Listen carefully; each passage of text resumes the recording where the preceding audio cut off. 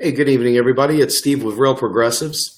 Going to talk about tribalism tonight, and we're going to talk about breaking the chains of things that you once knew. To make for a new tomorrow, you got to think a little bit differently today. And what we're going to talk about is, in particular, the things that have held progressives back throughout the course of history, and more importantly, here recently, because we've got several factors going on, right? One of the most important things, obviously, is the election fraud. We have the stuff going on right now with Debbie What's-Her-Name Schultz and her IT guy. And we have the rigging of the Democratic primaries that's like open knowledge.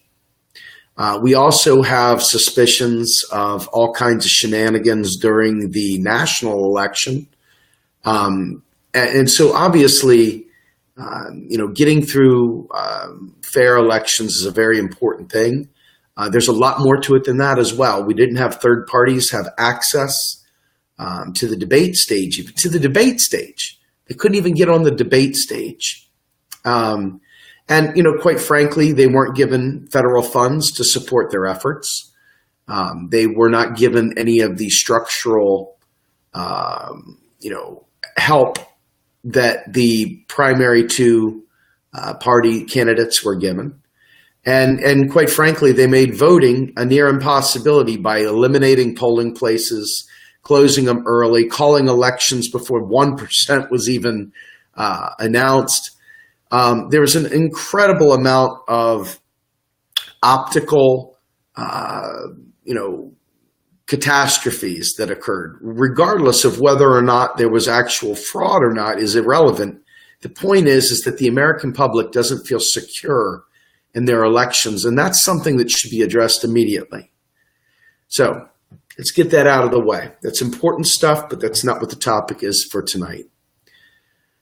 So one of the things that I've noticed, and possibly you've noticed this as well, if you see a quote or if you see an article written and you read it and it jives with what you already thought, you accept it, sight unseen most likely, and say, wow, here's this article I read. It says exactly what I wanted it to say.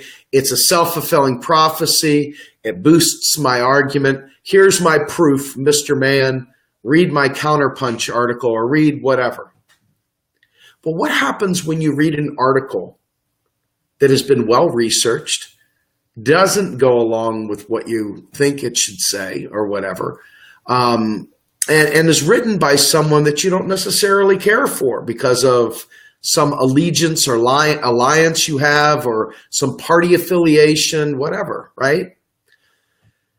So all along, we've been conditioned for many, many years to believe certain things, to think about the world through a certain set of eyes. The media, our colleges, our schools have taught us to believe a certain way.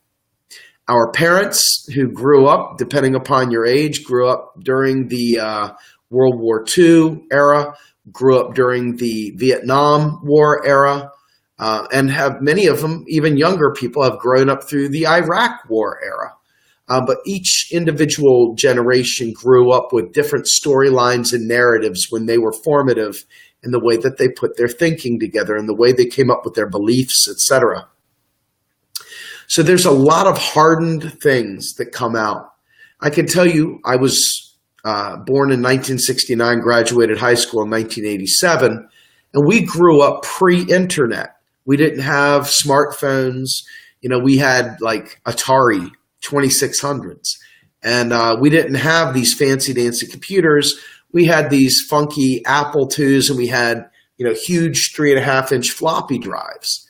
So, ultimately we didn't have, a lot of the nice access to information that we have today.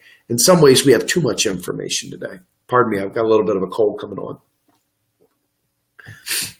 But we all grew up back then. Red, white, and blue, ma and pa and apple pie, baseball, you smell the cut grass, you want to go to the parades. You didn't mind wearing the flag. You didn't mind waving it around. there were Reagan Democrats, so you understand how different the world was back then. Okay, there was an incredibly different air about the world. We were in the Cold War. We were fighting Russia with economic means and so forth, and everybody was kind of on the same page. It was an interesting thing to see. Then you had the Iran-Contra deal, and you watched Ollie North pleading the fifth, and you watched all the other ones go through there, and you started to see a real serious crack in politics. And I really believe that the Iran-Contra affair was a real big turning point in the way we saw the world. The reason why I bring up all this stuff is so that we understand that for a long time we've been conditioned to believe that we have only this far we can ask for, that we can only ask for so many things.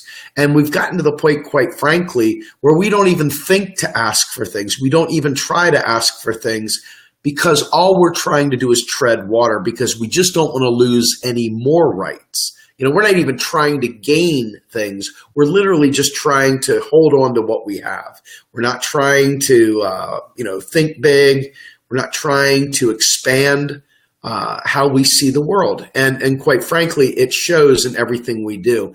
And, it's like if you're into football or something like that, you watch teams that are up by a touchdown in the fourth quarter, and all of a sudden the defense goes into the prevent defense. What happens with the prevent defense? The prevent defense prevents you from winning almost every time. And no matter what, they stop playing aggressively, and then all of a sudden they lose, right?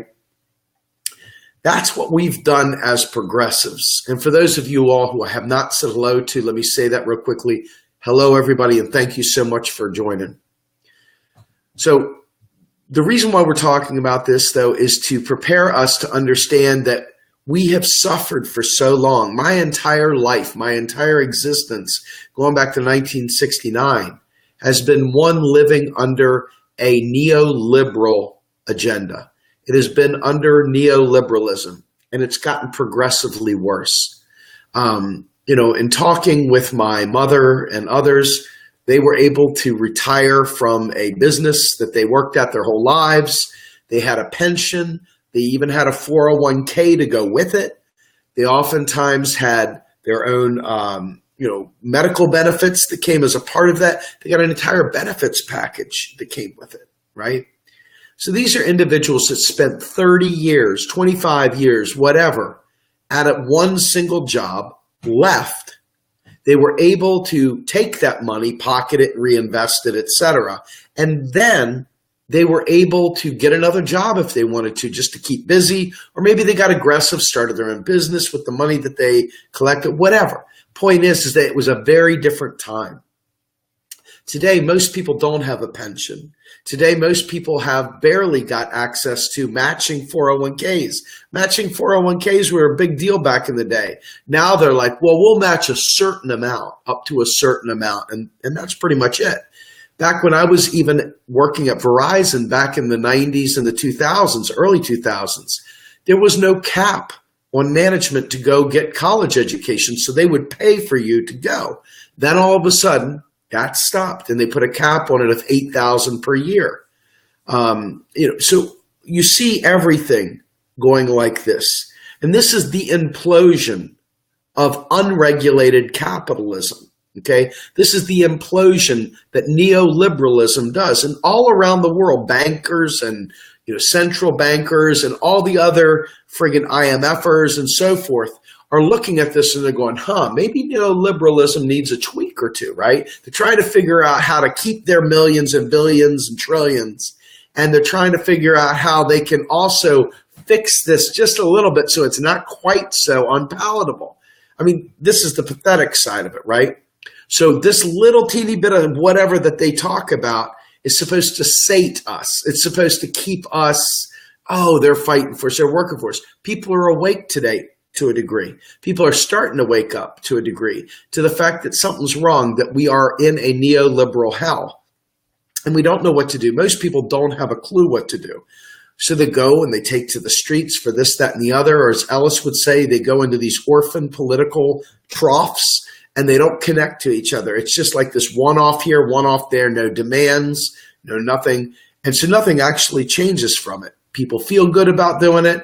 They feel engaged. They feel like warriors, but nothing actually changes from it. And that's a problem. That's a very serious problem. So, here we are flashing forward now.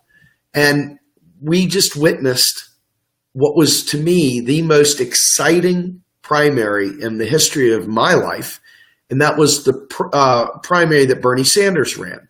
Now, regardless of whether or not he, is your guy, or whether you like, what he's done since then is irrelevant. It woke a lot of people up to the possibilities of what we could do, if we but joined together. So I think a lot of people got to smell that unity. I think a lot of people got to smell that hope, and they got to smell the opportunity to do something truly wonderful. And then it got taken away. It got snatched away. And you're watching people scatter like friggin' roaches with a light on. Going here, we got some people flowing over to the alt-right like crazy people. We got some people going over here, hunkering down in their little enclaves of, I'm so left, I'm left of left. And then we've got other people that just don't have a clue, and they're bouncing around like a pinball in a pinball machine. Folks, the movement has been severely fractured. You've got identity politics pulling people in this direction. You've got party politics pulling people in this direction. Then you've got a million other subgroups, and there is no unity. Even with the third party movements out there, many of them are repeating the same failed approaches that the two primary parties do. Severe, weaponized identity politics. And you've got a situation now where instead of focusing on the actual ills, you've got people literally treating each other like they're the enemies that they are not. They're not each other's enemies, but they're treating one another as if it's Republican and Democrat, because that is the nature of our lives. That is what we have witnessed for the last however long. And because that's the only paradigm we understand as a boogeyman to fight, instead of understanding we need each other, we're out there finding fights with people. We're out there picking fights with people. We're out there destroying any sense of unity whatsoever. And this is every step along the way. We got vegan folks that are adamant about their passionate things, and they won't deal with anybody else. And you've got people over here that are gun lovers, and they don't want to talk to anybody that doesn't love guns. You got all this stuff. And the reality is that the powers that be are just chuckling away. They're chuckling away. They're watching us devour ourselves once again. What is the difference, if you think about this? What is the difference with the Tea Party looking over the shoulder at somebody in line buying their groceries and watching them buy some extra special thing, and then them getting pissed at them and blaming them for why the country's in hell in a handbasket because of this? We're doing the same shit, just different issues, right? Just different issues. No different. I used to wake up excited about doing Real Progressives. I used to get excited about doing my live streams. I used to get excited about meeting with people. Now, the freaking roadway is strewn with bodies. People are laying everywhere dead or hating each other. Friggin', I hate, some asshole had the nerve to say I lived in Chelsea, Manhattan, and I served the 1% and all this other stuff. Folks, I live in Pennsylvania. But this jackass went around telling everybody this stuff, right? This is what our movement is boiled down to. This is what it's gotten to. Our movement is afraid of success because it lives in a state of tribalism and denial. It lives in a state of tribalism and denial. And let me tell you something, a bunch of teeny little tribes don't win shit on the national stage. I don't care how woke you think you are. I don't care if you're so woke that you don't even need toothpicks. You just wham, friggin' Clockwork Orange kind of stuff. I don't care if you're that kind of woke.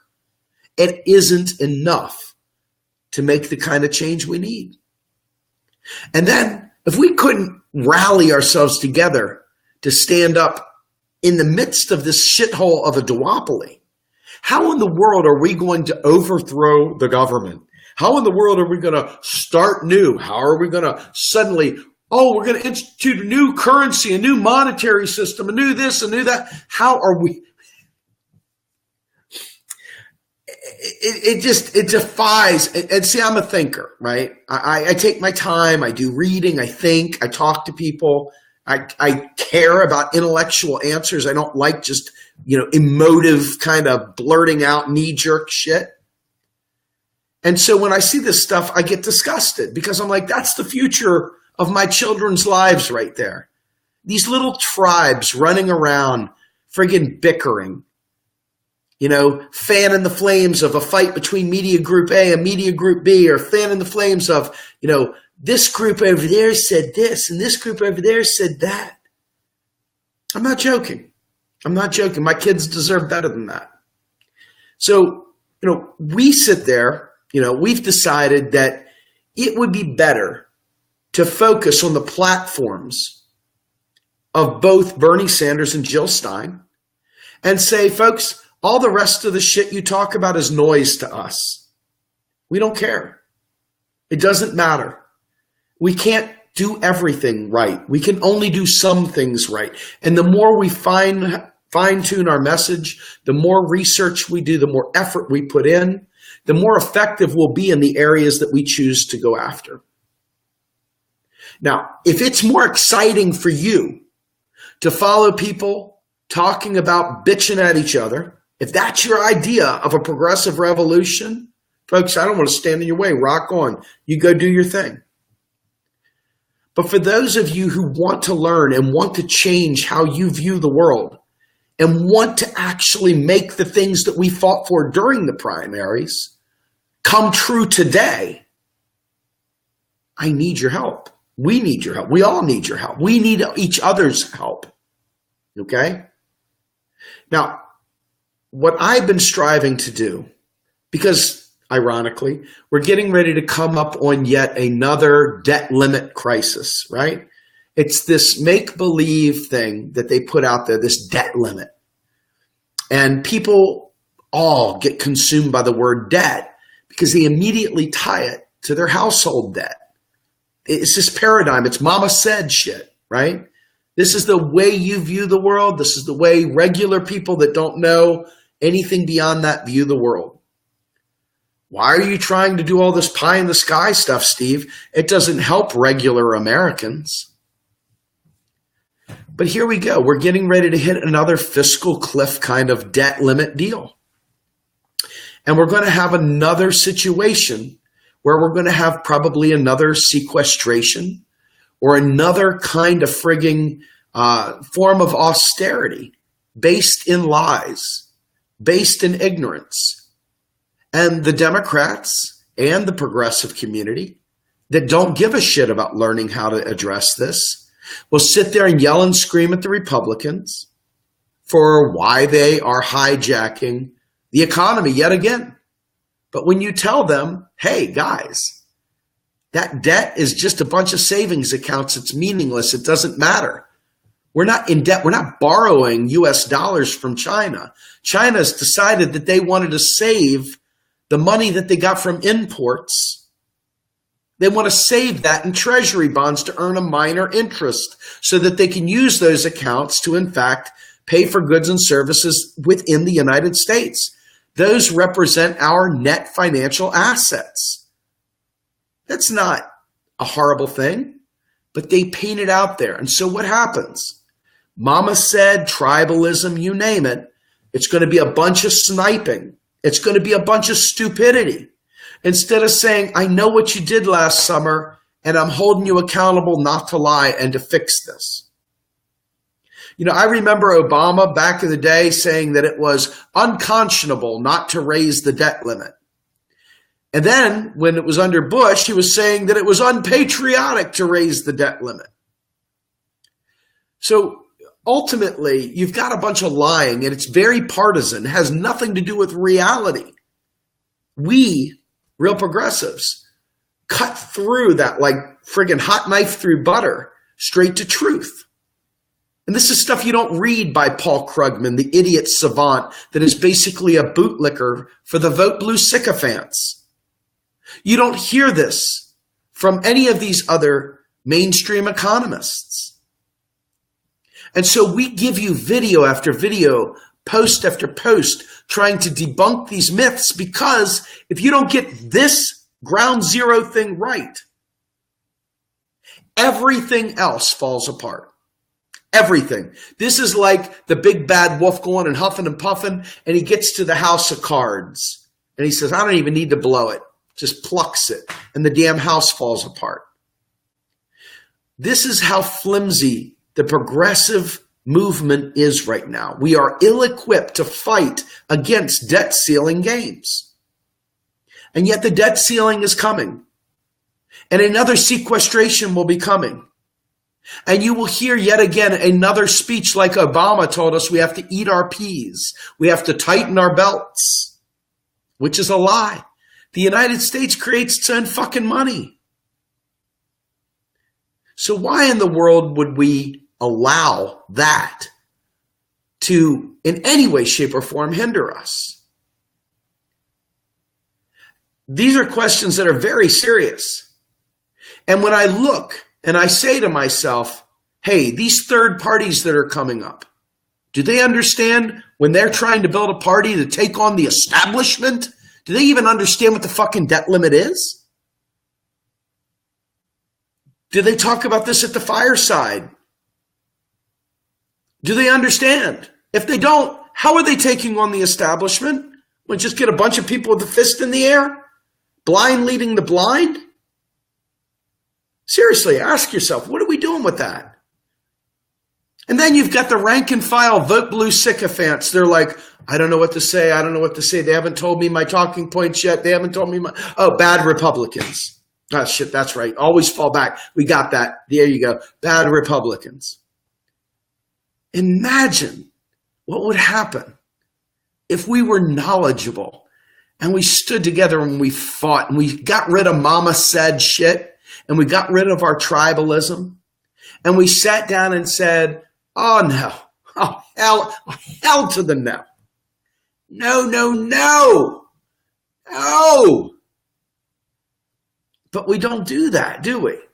We don't do that. And,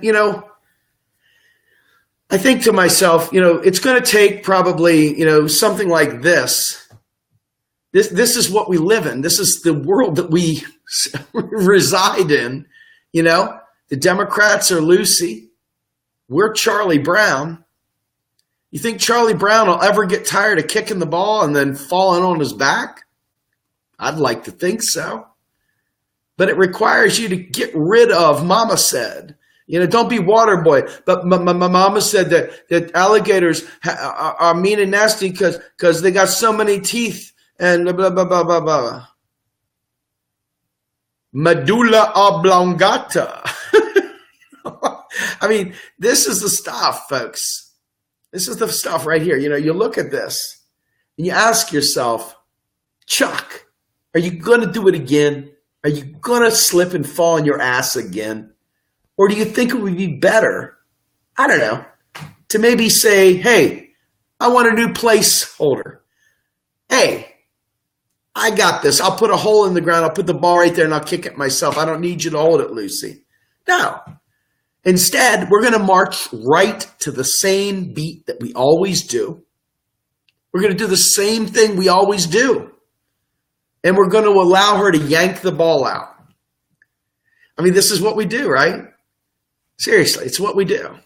It's what we're good at. We're good at doing the same shit over and over again, expecting different results. Now, I oftentimes get, sort of silly about these things, but reality is that, this meme right here kind of, I don't know, if you think about it, what is the definition of stupid? Knowing the truth, seeing the truth, but still believing lies, right? I mean, that right there is absolutely the thing that ails us. People are afraid to step outside of that comfort zone and say, hell no. The hell with this, man. You know, somebody said to me earlier that they were tired, that they were exhausted, that it was too difficult. Maybe it is difficult. I'm not here to tell you that democracy is easy. Democracy is a son of a bitch, and we don't have a functioning one, so it makes it triple hard. But it's not a spectator sport. Democracy is a hands-on, full contact, winner-take-all sport. And if we as a movement don't grab hold of this, we're going to fail. And all the, all the niceties that we have about unity and being together, who cares, man? Who cares if we're marching straight into the frickin' tar pits, ready to be extinct, right? I mean, if that's our answer to everything is just, hey, let's stay in unity. You know, some guy from the Democratic Socialists of America told me that he didn't see any applicability. He didn't see any applicability to the average person knowing that the federal government isn't broke and that it could spend up to the point of real resources and full employment. He had no idea that there was an applicability in the scaling of what our progressive agenda is and could be and should be. Instead of just playing defense, the prevent defense. Instead of that, why are we not on the offensive? We have nobody actively fighting for us. The fucking Democrats sat there and took a pass on voting for single payer because they didn't want to give it to a Republican. Tribalism, bullshit. Tribalism, sickness. It's the reason why we don't win anything. It is. You know, Stephanie Kelton, she has these great lines. And one of my favorite ones that she put up there the other day was this one right here. I don't know if you guys agree with this, but this is one of those ones that I sit there and think about every single day. I really do. We have so many full cups in this movement. We have so many people that think they know the answer to stuff. They have the audacity. They have the audacity to question Ellis as if they're peers, as if they're on the same page, as if they've got the same knowledge level, as if they understand equally. And they're speaking as if they're somehow or another in a position to question the veracity of what Ellis or Kelton or anybody else says. Sherry Lodig, Stephanie Kelton was the former head chief economist for the Democrats in the Senate Budget Committee appointed by Bernie Sanders. She was also Bernie Sanders' economist when he put together his entire package during the primary. And now she is absolutely one of the founding members of the Sanders Institute as the top daddy economist there. So when you see this, this is how bad it is, because honest to God, progressives would rather lose bigly being dummies, hanging around a campfire and talking about the Federal Reserve being a private bank, than learning what to do and actually listen to the people that know and have worked at the Federal Reserve, worked in various levels of government, know what the fuck they're talking about. Okay? And it's one thing, listen, it took years to figure all this stuff out. No joke. Took years to figure it out. And quite frankly, it wasn't one of those things that came easy, because I had to undo a whole lot of education that I thought I knew everything. And it took a lot more effort to undo what I didn't know or did know or thought I knew. All this shit back here, man. Lots and lots and lots and lots of unlearning. And not to mention, I was a former Republican, so I had to unlearn all the bullshit from there. And I was a dumbass, and I listened to Wrong Paul, okay? All the end the Fed shit, all that worthless conspiracy nonsense that literally sidelines the entire movement. So I had a lot to unlearn. So I'm not unsympathetic to people that have a hard time getting this. I am unsympathetic, however. I am completely unsympathetic to those that think they have the right to speak authoritatively that don't know their ass from their elbow. That I do have a problem. that I have a real problem with. People that feel like they have something to say during a live stream when they couldn't give this speech themselves, but yet they don't know the answers, but they have things to say. They have opinions. That is a problem. And one of my favorite ones that, we pulled up off of Twitter the other day was this one. And for those of you who don't understand how important this is, we could be a burgeoning metropolis of glorious green energy. And we could have so much wonderful opportunities to redefine what work is and to redefine what, in fact, we consider to be work. And we could change the way we use energy, and we could change the way we view healthcare. We could do an awful lot of things.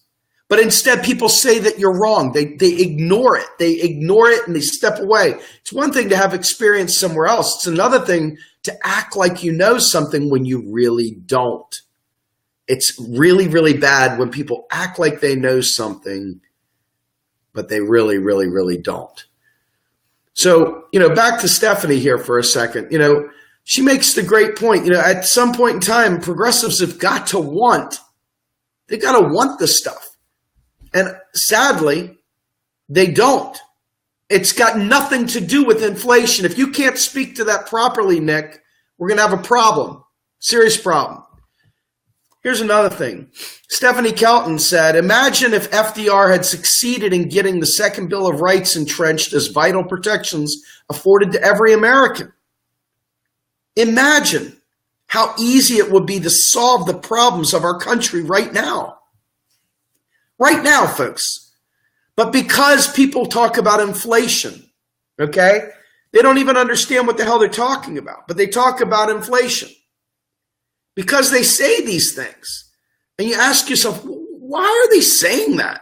What exactly is it they're trying to say? So let's talk about inflation for a minute, because this is one of those frequently asked questions. And sadly, people don't listen to the broadcasts. They just go out there and post. And these, you should see it. Some of the most stupid posts I've ever seen in my life get 400 and 500 likes. The truth, maybe 120 likes, maybe 50 likes, maybe 30 likes, maybe 20, maybe none. But you give one of those stupid memes out there that people, man, they will be liking and share. 1.7 thousand, 5,000, 20,000 people have liked this idiotic anonymous meme or whatever, talking about the collapse, the global collapse of the dollar, right? They'll like that. That's our movement, folks. Welcome to your brethren and your sisterhood. That's what they want. They want the collapse. They don't even realize that there's hope. And we're trying to give it to them. And rather than take it, they wave it off. Let's talk about inflation for a minute. Inflation's kind of an easy thing to get, because quite frankly, it takes a bit to make it happen. Japan has been spending $700 billion a year in deficit spending, okay? $700 billion extra a year beyond what they collect in taxes. They cannot break 2% inflation. They have tried everything under the sun to create inflation, and they cannot create inflation. Why is that? Because they aren't stupid fools with a gold standard. They are on a fiat currency just like we are. The only difference is that they've got a 250% debt to GDP ratio. They have equality amongst their people. Everybody's working. They're more productive than their little fucking island mountain nation. Can you explain to me how they can't break 2% inflation, but that we've got American citizens, when we talk about saving lives, come back and say that they're worried about inflation? We're not on the gold standard, so I'm just desperate to understand. We're nowhere near our resource potential. We've got tons of people underemployed. We've got tons of work being undone. We've got tons of people that are unemployed and have stopped seeking employment. Not because there's not work to do. There's work everywhere I look. Public purpose work. Our country has sidelined people. They are literally making people beg for crumbs. But over in Japan, $750 billion annual budget deficit. In other words, the public has that money to spend. Public deficits, private surpluses. That's how it works. So why do people say, well, inflation? Because they've been listening to Ron Paul fear porn.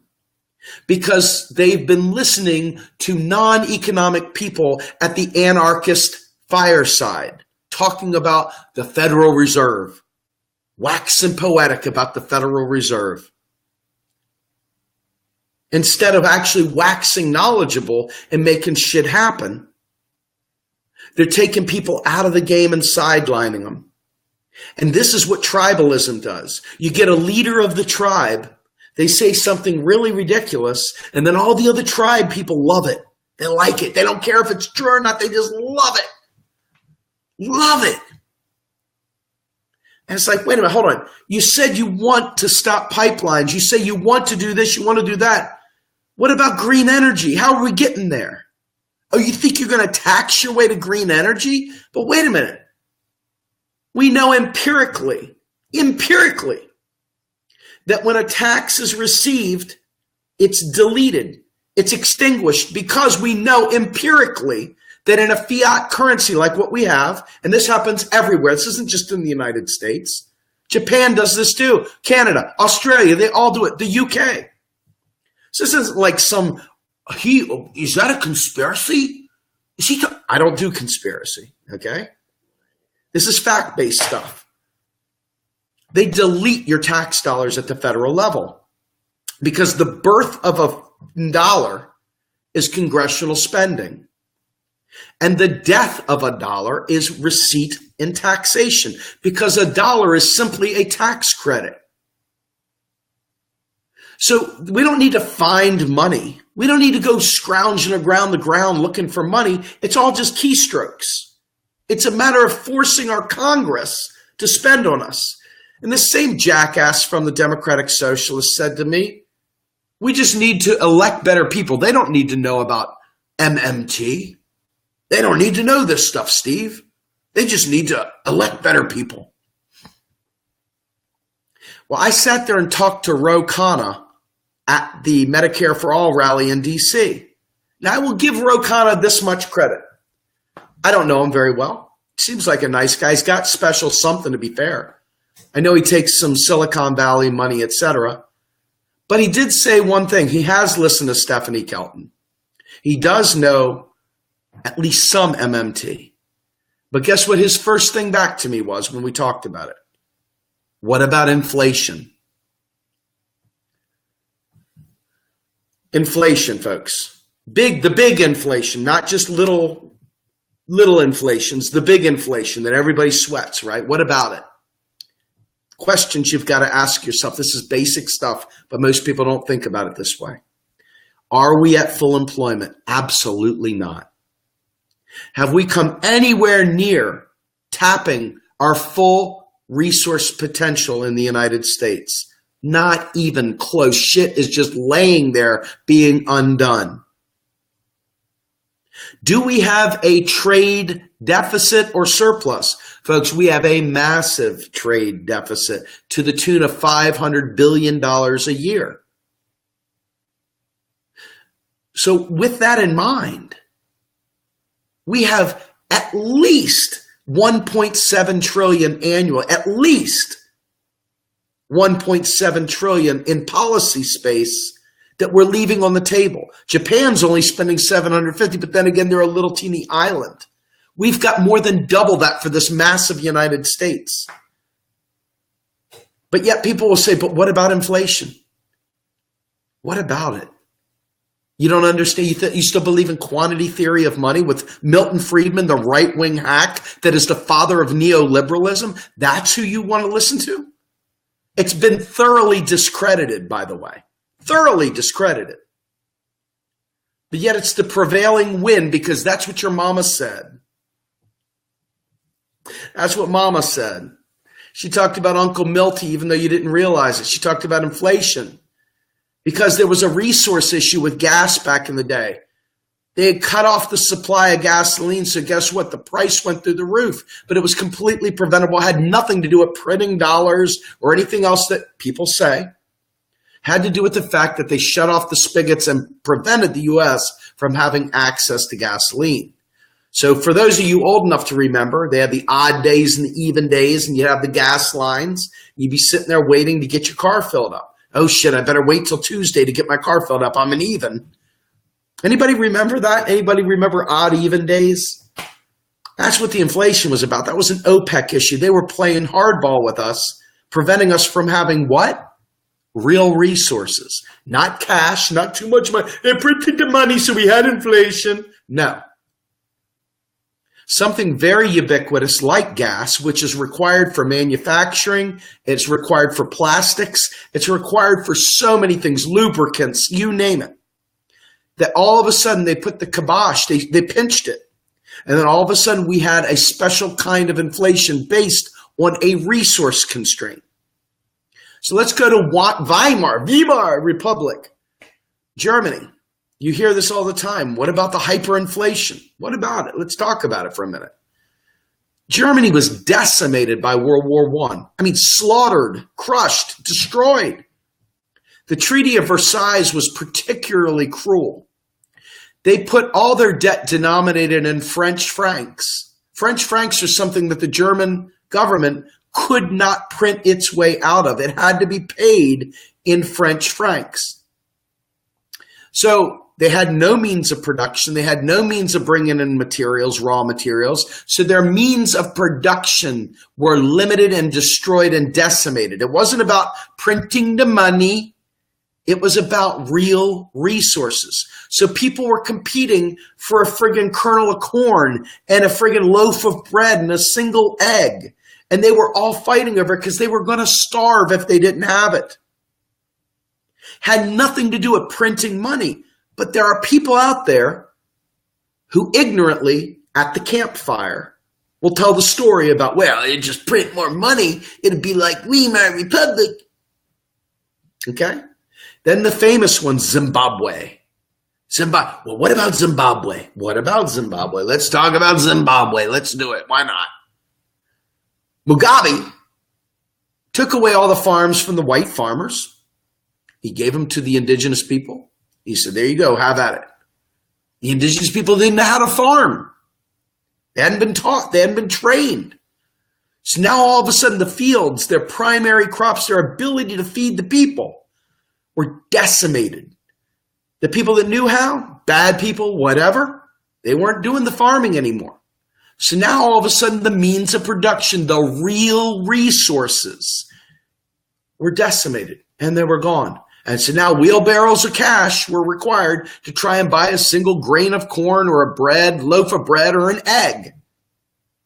So these are the things, the real resource, the productive capacity from capital to land to friggin' labor to real resources like oil, gas, minerals, whatever's required to make whatever product is available.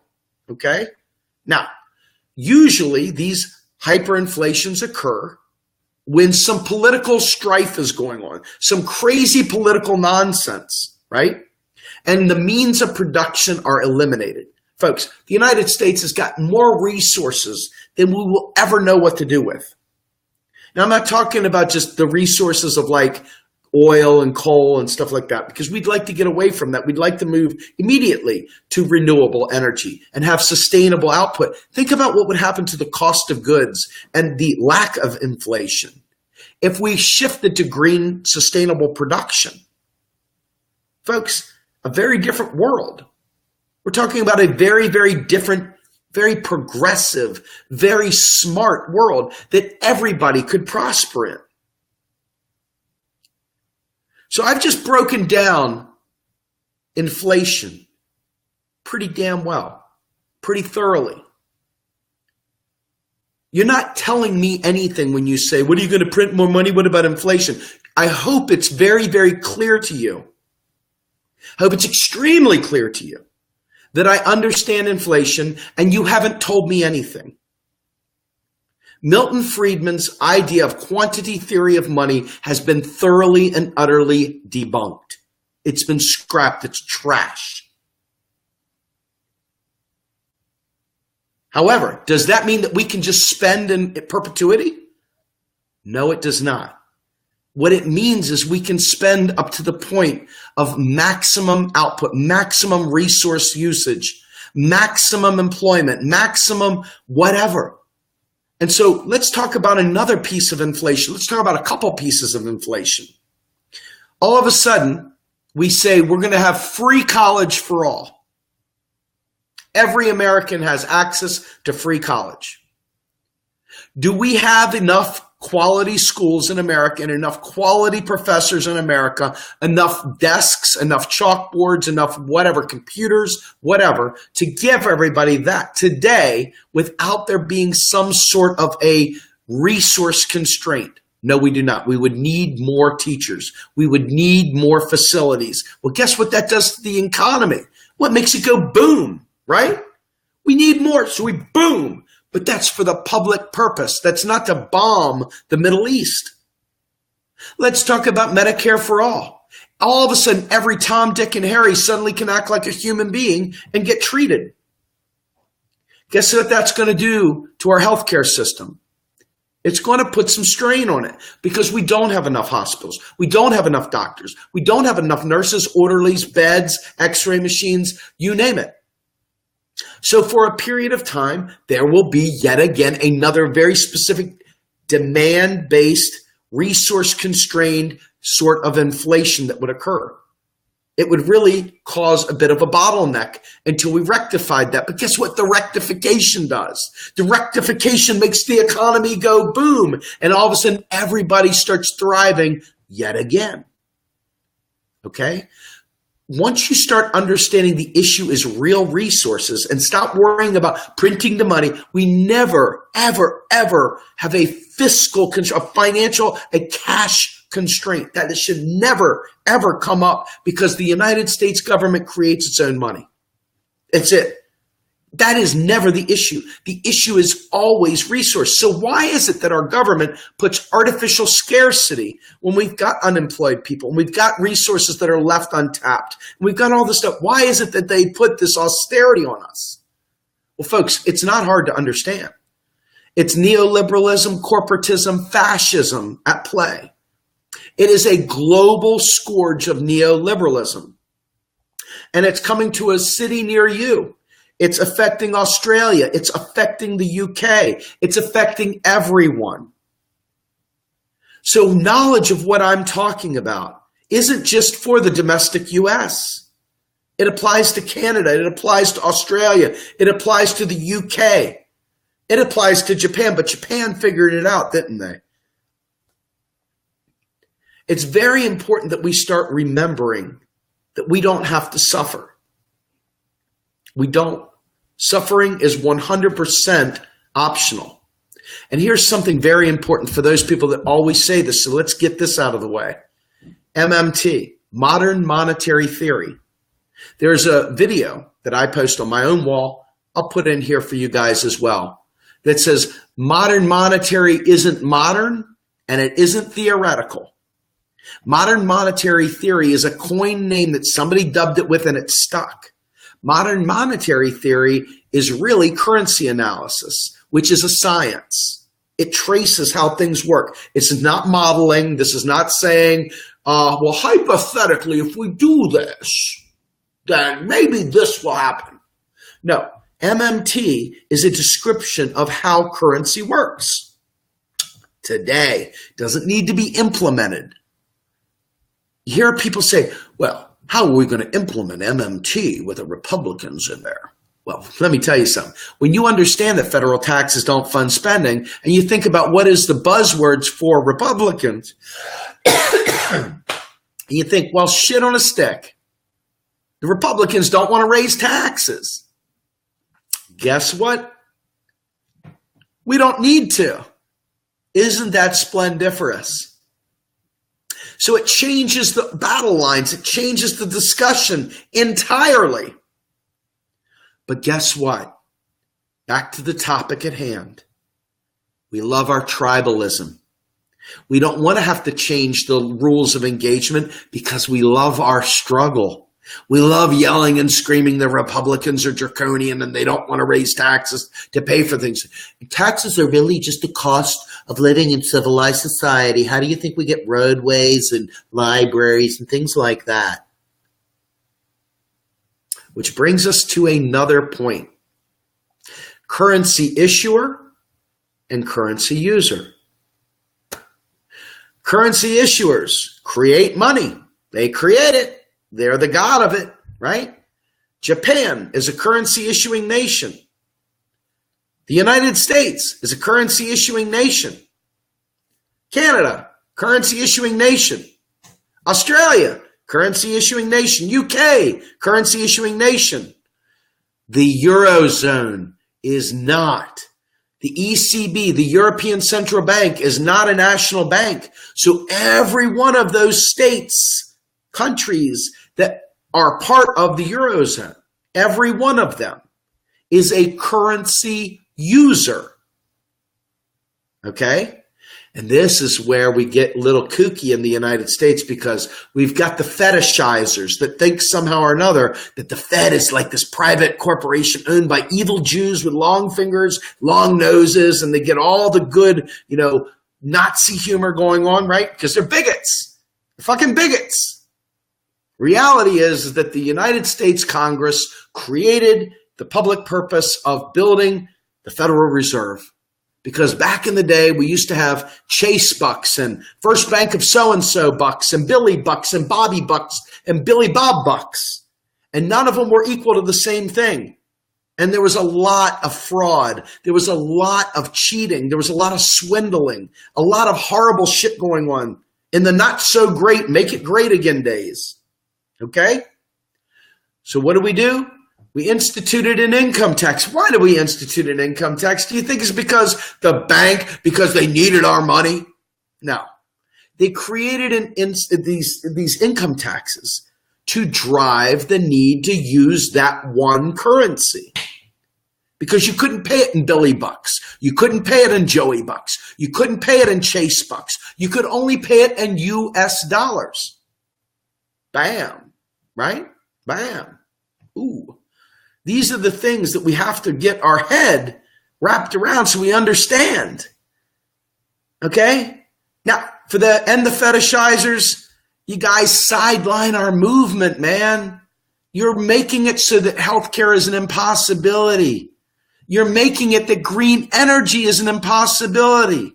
You're making it that your kids will never have free college. You're making it so that you cannot get rid of student loan debt. You end the fetishizers. Even if you mean well, even if you're not one of the kooks that follows Ron Paul or an LOL Libertarian or whatever. Even if you're just one of those people like Cynthia McKinney that's misguided as hell, runs around with Alex Jones talking about Illuminati and shit, even if you're that way, you're still sidelining our movement in a bigly way. You're sidelining us. You're preventing progress. You're a distraction. I mean, these distractions, my God, you play right into this stuff, right? I mean, these distractions really, really, really make me think of this meme here. So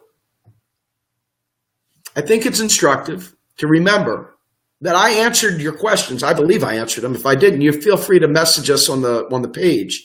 But I believe I answered the questions about inflation ad nauseum.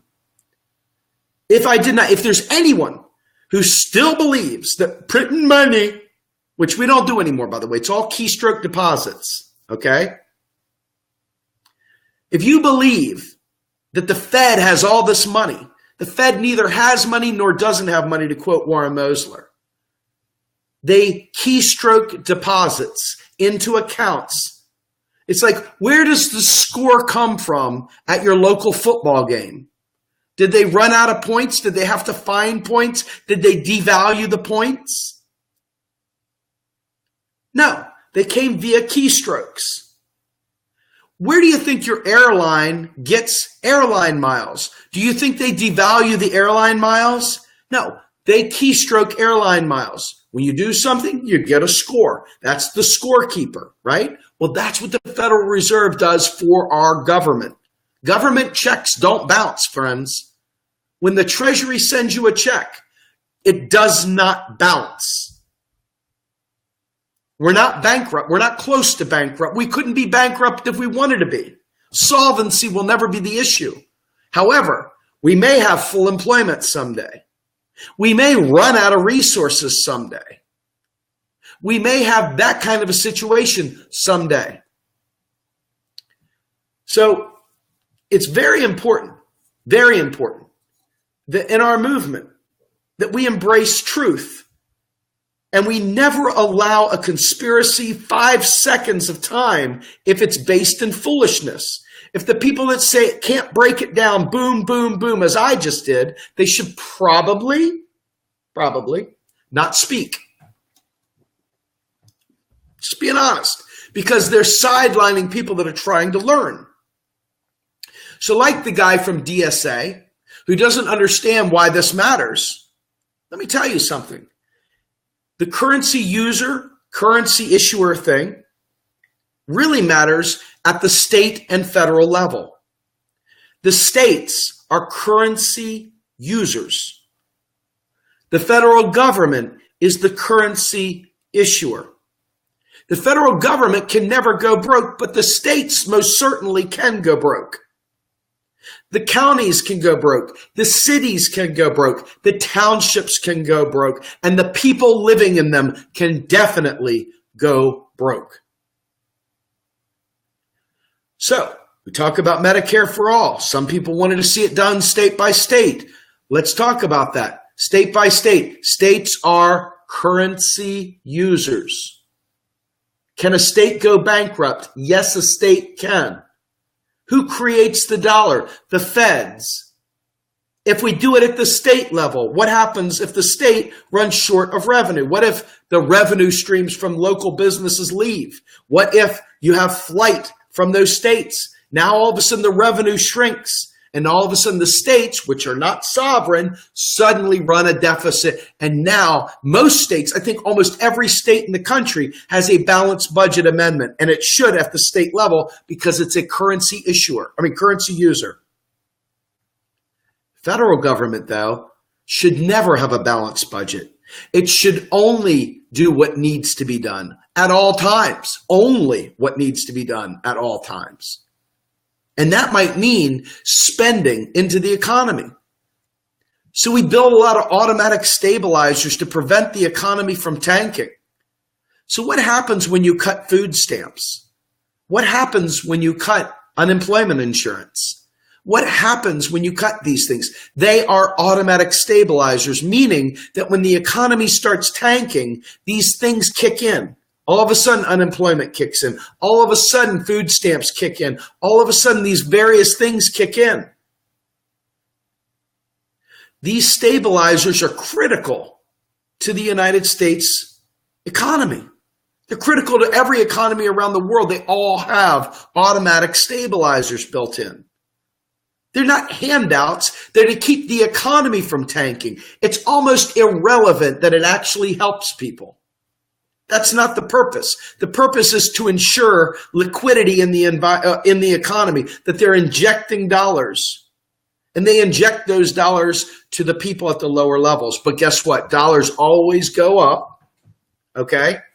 So it's very important, instead of trickle down and spending at the top, that we spend at the bottom at the 99%. That's why things like Medicare for all are so important at the federal level. That's why things like free college are so important, because that spending is an investment in regular people and it multiplies by spreading out. Now, all of a sudden, you look at infrastructure. How many blue-collar jobs come from rebuilding bridges? How many blue-collar jobs come from maintaining the forests at perfect levels? The national parks that they're trying to privatize because they don't have money. What could be more relevant to you and I today than watching a state government like Pennsylvania, which I talk about frequently because I live here, not in Chelsea, Manhattan, like this fool said, right? What happens when the state of Pennsylvania goes broke? Oh my God, what do we do now?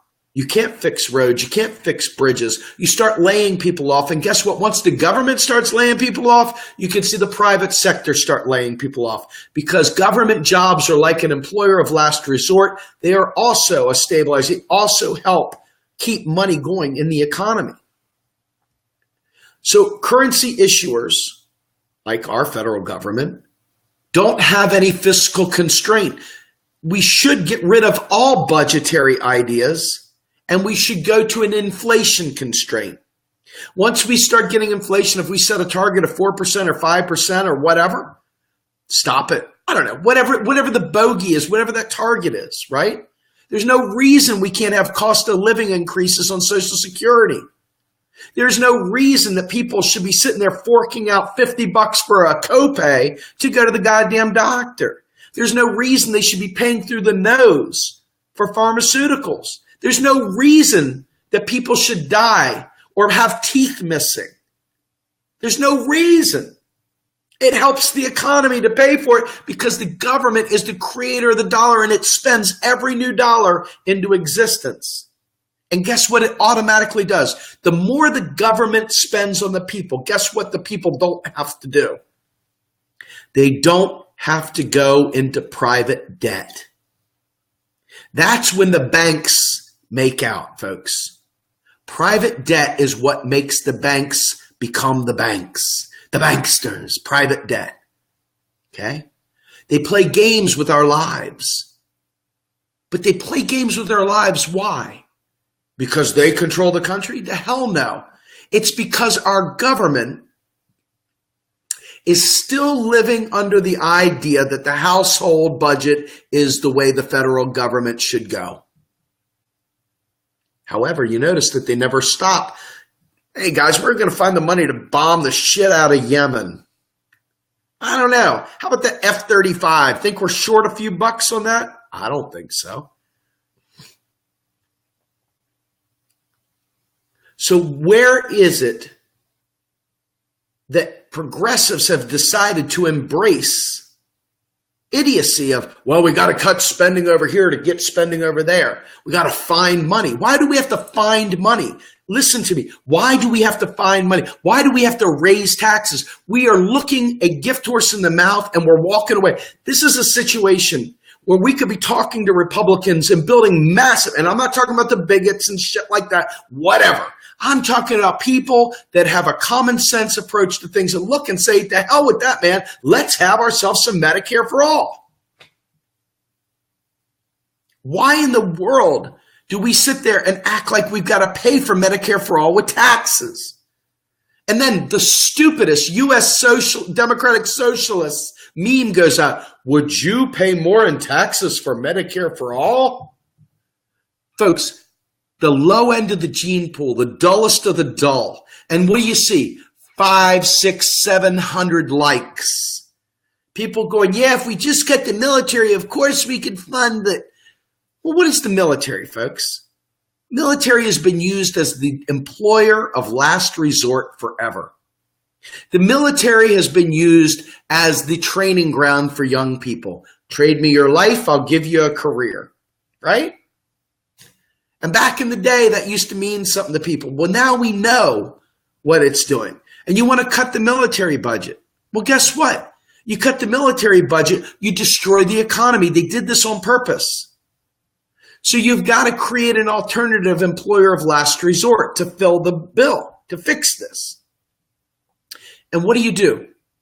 A federal job guarantee, right? We talk about this all the time. Sadly, people in our movement will come back, but what about a basic income? Steve, what about a basic income? What is it that I told you about with inflation? It's about productive output. It's about production. It's about real resources. Throwing money at something is status quo, because eventually the economy will accommodate that influx of money because there's been no increase in productivity as a result of it. But a federal job guarantee allows us to redefine what work is. Stop telling me shit about, well, what about the robots? We're not talking about that kind of work. So if you're still saying that, well, you know you're wrong. I don't want to say what I want. I want to say you're a liar, but let's just say you just don't understand, right? Let's just say you don't understand. A federal job guarantee could be paid for by the currency issuing federal government and administered by the local and state governments to accommodate whatever the local and state governments feel is valuable. That way you would have your 10th Amendment people happy as a pig in mud, and the local states and local communities can pick and choose what types of work they would like to allow people to do. They want to teach gym class. They want to go ahead and friggin' teach people archery. They want to go ahead and teach people how to paint. They want to teach them the guitar. They want to teach them to surf. They want to clean graffiti off walls. They want to put graffiti on walls. Whatever it is that the local communities decide that they want done is what it does. They want to stay home and be a caregiver. Maybe that's it. Maybe they pull together local teams of moms that would like to work together to help the sick and elderly, whatever. It doesn't matter. It's up to us to pick and choose. Think about how many kids don't get to go to gym class. Think about how many kids don't get to go to art class. They have it, once a month or once every 3 weeks, some weird cycle. Think about all the kids that can't play after school sports or can't do various things because we don't have the money. We don't have the people. We don't have whatever. Folks, we redefine the way work is. We put a massive infrastructure bill in there. We rebuild our infrastructure, and there's maintenance. There's constant maintenance. So the make work people, the people that talk about digging a hole, filling a hole, digging a hole, filling a hole, well, they're just ignorant. They're just ignorant.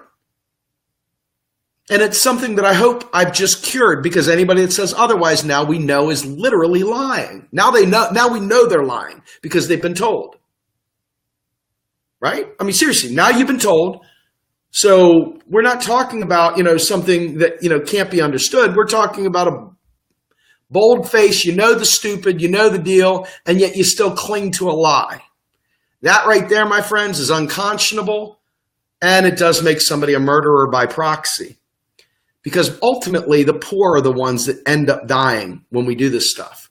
They're the ones that left out in the streets under a cardboard box, sitting there shivering, eating shit out of a freaking trash can because people are assholes. Okay? That's all preventable. Every single bit of that is 100% preventable. I've just laid it out as simple as pie.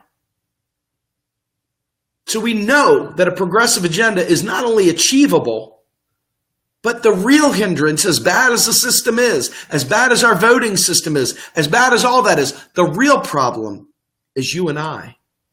We don't take to the streets for real things. We take to the streets for worthless things like Trump's tax returns. We take to the streets for stupid things like I'm with her. Okay? We take to the streets for any manner of dumb thing. These coordinated protests where the pussy hats come out. We're not talking about meaningful protests with a demand and really follow through. We're talking about pop culture protesting.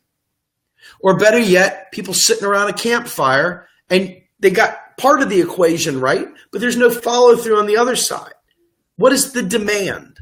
What is the demand? What is the methodology for getting there, right?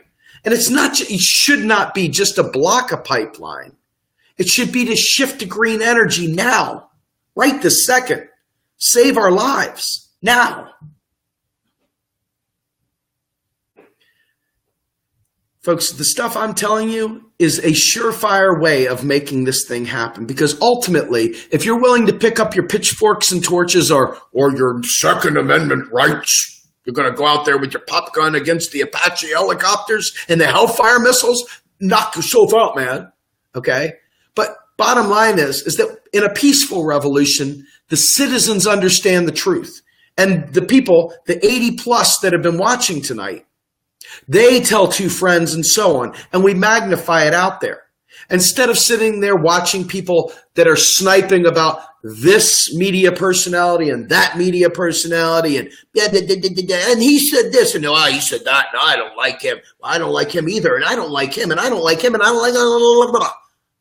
This is ridiculous. And you want to talk about worthless and sidelining the entire movement?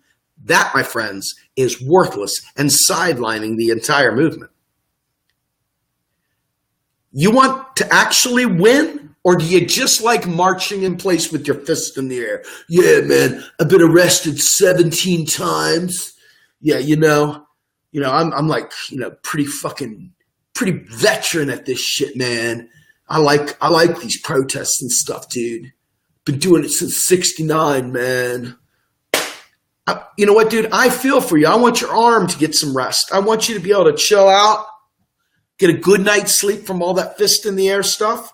And I want you to be able to have Medicare for all. I want you to be able to go back to school and change careers if you want and do something you really want with your life versus being driven by a society riddled with friggin' who's got the most toys.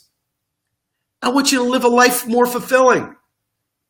And then you can put your other fist in the air cheering at a ball game or cheering around because we've eradicated poverty, because we've eradicated involuntary unemployment that costs us 45,000 lives every year to suicide, not just death, suicide, literal, this guy's suicide, right? We say we care about these things. Here it is, gang. You want to unite about something? Let's unite about this and make some shit happen. But instead, I see people 500-600 likes, and if you do it, you know who you are. You know who you are. The problem only people that are talking about the coming economic collapse and, oh my God, we got to get out of the system because we're going to all die. That stuff. If you buy into the doomsday shit and you're not fighting to save lives today, my kids upstairs are going to suffer for that.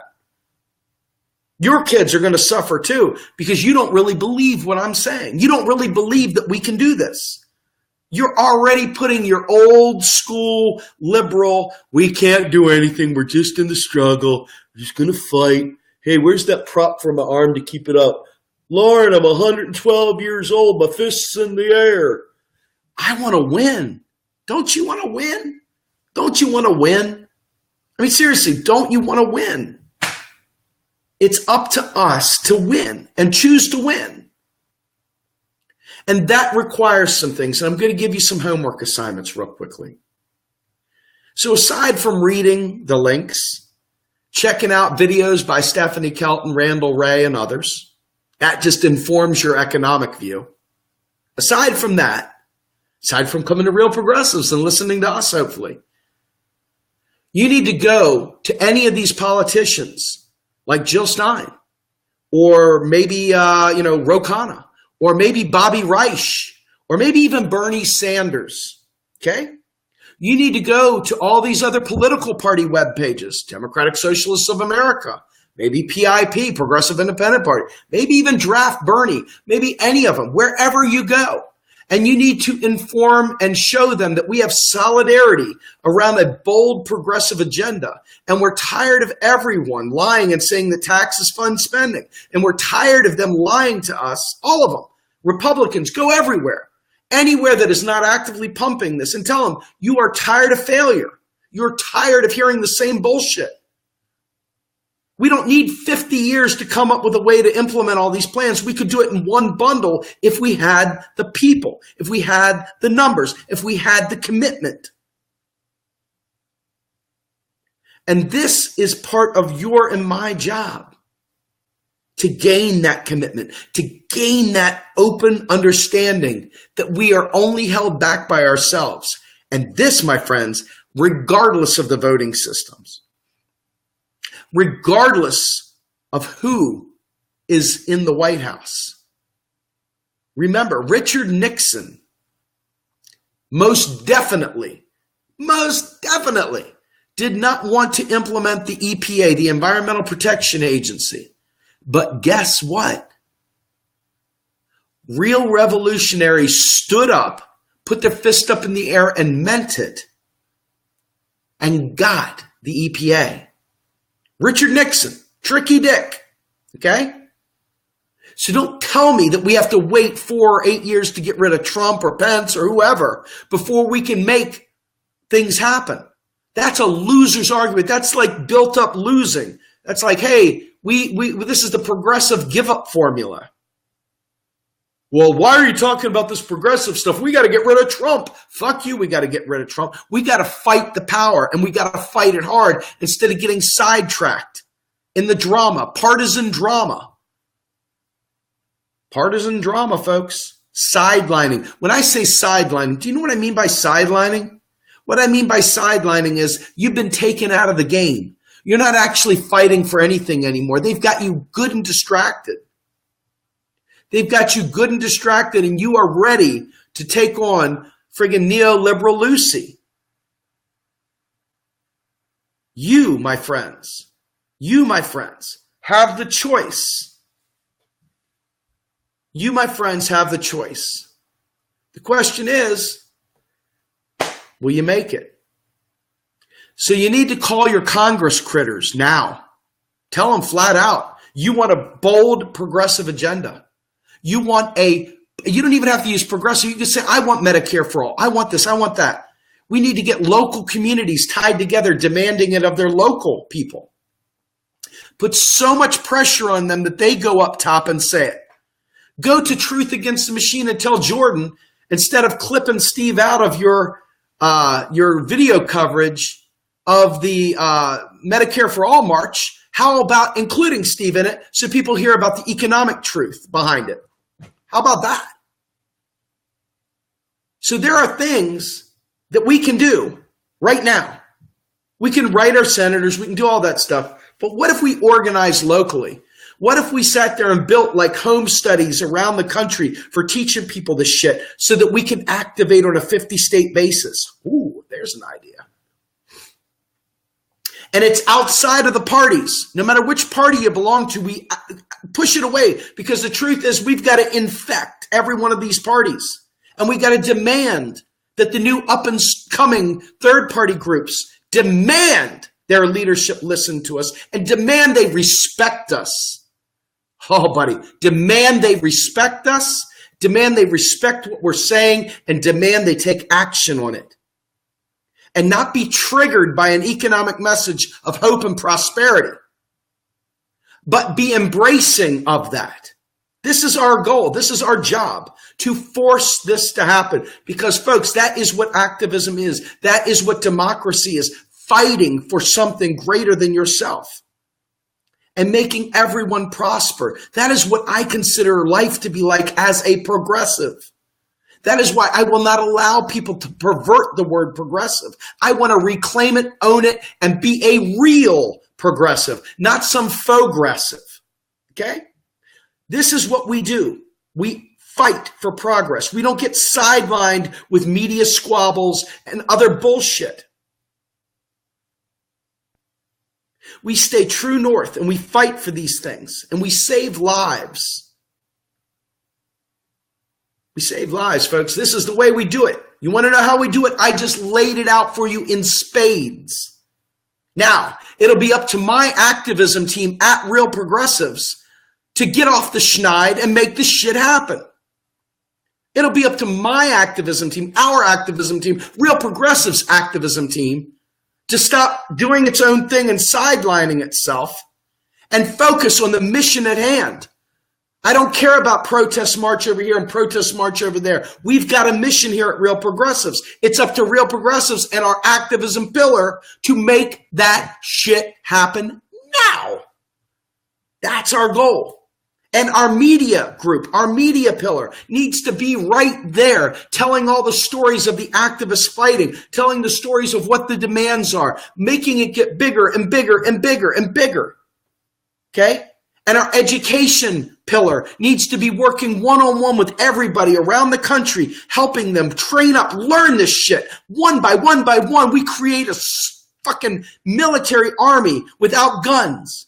We create an army of intelligent, weaponized people that understand how to make shit happen.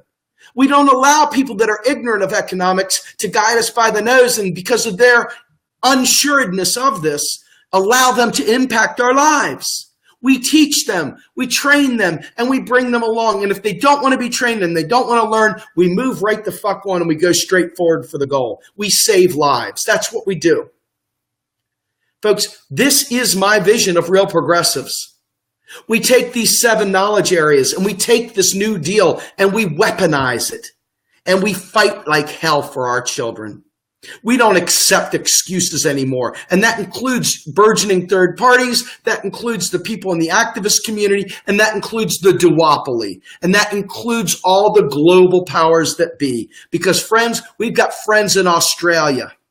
We got friends in the UK, Canada, all over the world that hear this message and are already doing things like this now.